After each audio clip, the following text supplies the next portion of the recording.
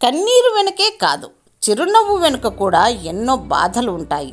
కన్నీరు ఒక్కోసారి అబద్ధం చెప్పవచ్చు, అలాగే చిరునవ్వు చాలాసార్లు అబద్ధం చెబుతుంది. మనసులోని బాధనంతా దాచేసి నేను సంతోషంగా ఉన్నానని తన వారిని నవ్విస్తుంది.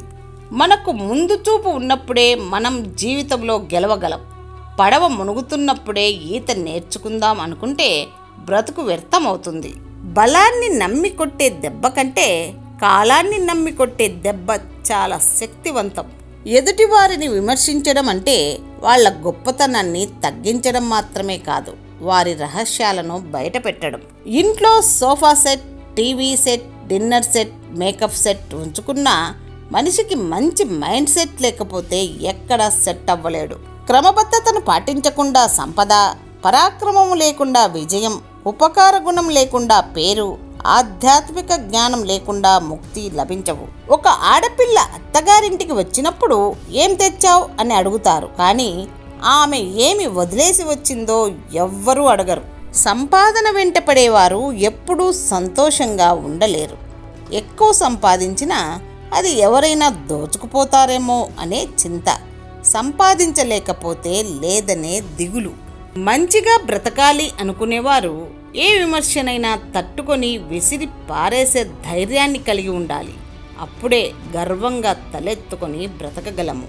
గాలి మన కంటికి కనిపించకపోయినా మనకు ప్రాణం పోస్తుంది. అలాగే మనం చేసే మంచి పనులు 10 మందికి తెలియకపోయినా పర్వాలేదు, కానీ మనం చేసే సాయం వల్ల ఒకరికి ఉపయోగపడిన ఒక్కరి జీవితంలో అయినా సంతోషం వస్తే చాలు. తన వైపు ఇతరులు విసిరే రాళ్లతో తన ఎదుగుదలకు పునాదులు వేసుకునే వాడే తెలివైన వ్యక్తి. మీకు వచ్చే కోపం అనేది ఒక చేతకానితనం. మీరు ఏమీ చెప్పలేని చేయలేని స్థితిలో ఉన్నప్పుడు ఈజీగా వచ్చే ఓ ఆయుధం. ఆ కోపం వలన బంధాలు దూరమవడం తప్ప దాని వలన ఉపయోగం ఏమీ లేదు. ధర్మరాజు అంతటి వాడే మహాభారత యుద్ధంలో ద్రోణుడిని సంహరించడం కోసం అశ్వత్థామ హతక్ అని అబద్ధం చెప్పాడు. అత్యవసర పరిస్థితుల్లో అబద్ధం చెప్పడం తప్పు కాదు, కానీ జీవితం మొత్తం అబద్ధాలతోనే బ్రతకడం మాత్రం తప్పు. గుర్తుంచుకోండి, ఏమీ చేతకానివాడే అవతలి వ్యక్తిలో తప్పులు వెతుకుతాడు. సహనంతో భరిస్తున్నారు కదా అని హేళనగా మాట్లాడడం తప్పు.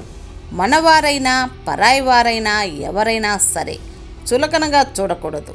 సహనం నశించి వాళ్ళు తిరిగి హేళన చేస్తే భరించడం కష్టం. నిలకడలేని వ్యక్తులే ఇతరులపై నిందలు మోపుతుంటారు. దీనికి మౌనమే సమాధానం.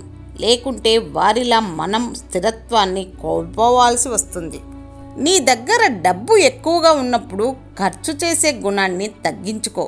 నీకు కోపం ఎక్కువగా ఉన్నప్పుడు మాటలను అదుపు చేసే గుణాన్ని అలవరుచుకో. మనిషి యొక్క గుండె చాలా చిన్నది, కానీ అందులో దాగి ఉండే బాధ, సంతోషాలు మాత్రం ఆకాశమంత పెద్దవి. ఎదుటివారికి నువ్వు దారి చూపకున్నా పర్వాలేదు, కానీ ఎదుటివారి దారిని నాశనం చేయాలని మాత్రం ప్రయత్నించకూడదు. ప్రతి చోట ఆలోచించడం ఎంత అవసరమో ప్రతి చోట నేర్చుకోవడం కూడా అంతే అవసరం. నిజం తెలుసుకోండి, మనం ఉండటం కొన్ని రోజులు మాత్రమే. ఈ కొన్ని రోజులలో కోపం, ఆవేశం, మూర్ఖత్వం, నేను అనే అహంకారం మరియు ఇంకెన్నో వాటి నుండి బయటపడండి. ఒక అబ్బాయి ఒక అమ్మాయిని మోసం చేస్తే ఆ అమ్మాయి వేరే అబ్బాయిని పెళ్లి చేసుకొని జీవితంలో హ్యాపీగా ఉంటుంది. అదే అమ్మాయి అబ్బాయిని మోసం చేస్తే అబ్బాయి జీవితం మొత్తం బాధపడతాడు.